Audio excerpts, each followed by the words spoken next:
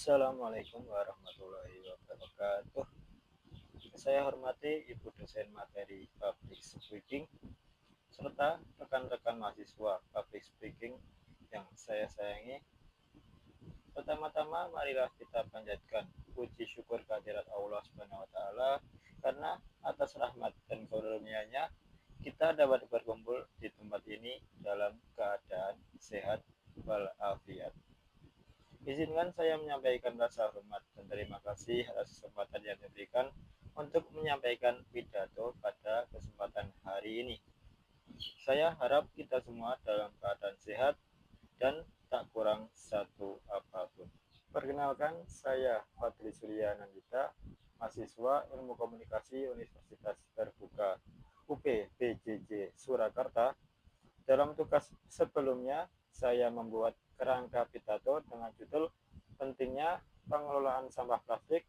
Untuk itu, pada pertemuan kali ini, mari kita sama-sama memahami mengenai fakta dampak sampah plastik terhadap lingkungan dan kesehatan manusia.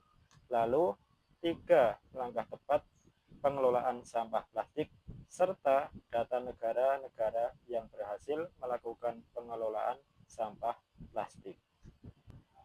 Teman-teman, pernahkah kalian membayangkan setiap menitnya truk-truk penuh sampah plastik dibuang ke laut? Bagaimana dampaknya? A. Fakta dampak sampah plastik terhadap lingkungan.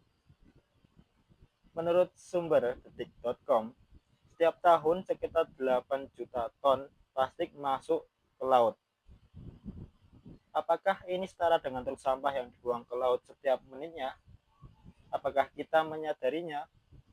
Di Indonesia sendiri, berdasarkan sensus Badan Riset Urusan Sungai Nusantara atau disingkat BRUIN tahun 2023, sampah plastik diakui sebagai persoalan utama dalam pengelolaan sampah nasional.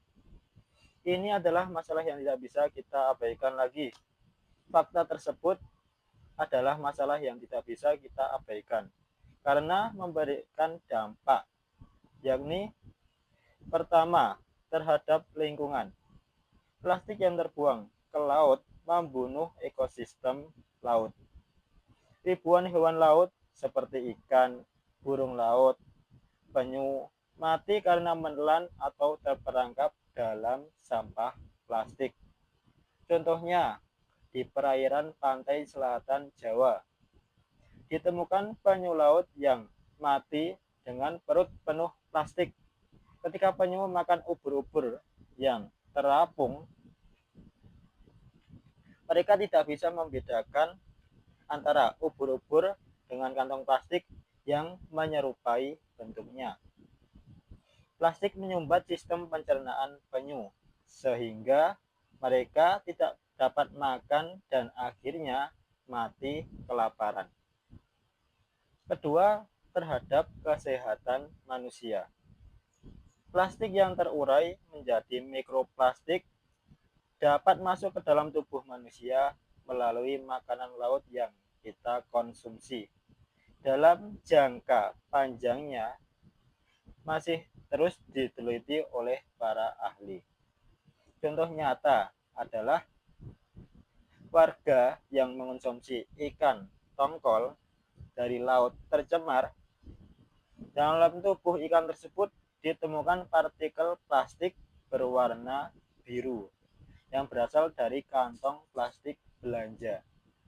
Jika manusia memakan ikan tersebut secara terus-menerus, plastik dapat menumpuk di dalam tubuh dan berpotensi menyebabkan berbagai penyakit jangka panjang yang masih dalam penelitian.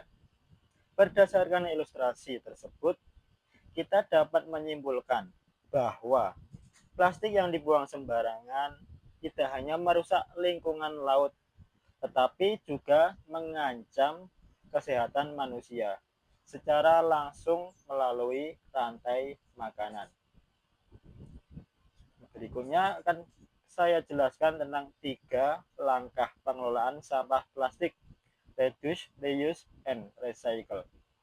Berdasarkan sensus Badan Riset Urusan Sungai Nusantara tahun 2023, sampah plastik diakui sebagai persoalan utama dalam pengelolaan sampah nasional di Indonesia sendiri.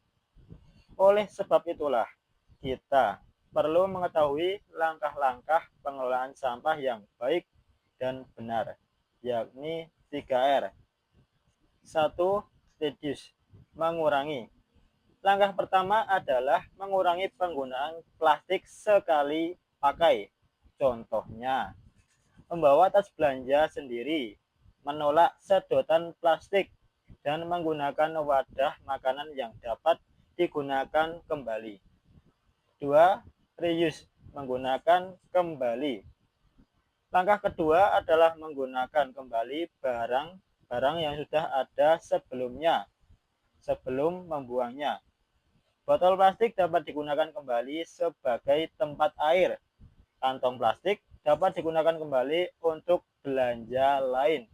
Dan masih banyak lagi. 3. Recycle, mendaur ulang. Langkah ketiga adalah mendaur ulang sampah plastik menjadi barang baru yang berguna. Berbagai produk kreatif seperti kerajinan tangan, paving block, bahkan pakaian dapat dibuat dari plastik daur ulang. Berdasarkan sumber kompas.com, negara-negara yang berhasil menerapkan kebijakan reduce, reuse, recycle menunjukkan hasil yang signifikan dalam mengurangi sampah plastik. Beberapa negara seperti Jepang, Jerman, dan negara-negara Skandinavia telah berhasil menurunkan jumlah sampah plastik secara drastis melalui edukasi masyarakat, kebijakan pemerintah yang kuat, dan fasilitas daur ulang yang memadai. Hal ini membuktikan bahwa pengelolaan sampah plastik yang baik bisa dilakukan jika ada niat dan komitmen bersama dari seluruh pihak.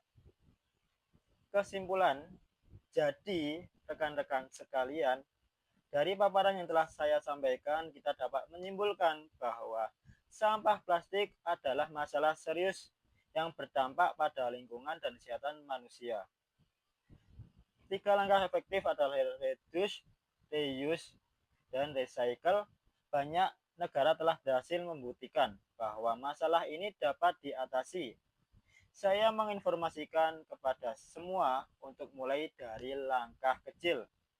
Bawa tas belanja sendiri hari ini, tolak plastik sekali pakai, pisahkan sampah plastik untuk didaur ulang. Perubahan besar dimulai dari langkah kecil yang kita lakukan hari ini.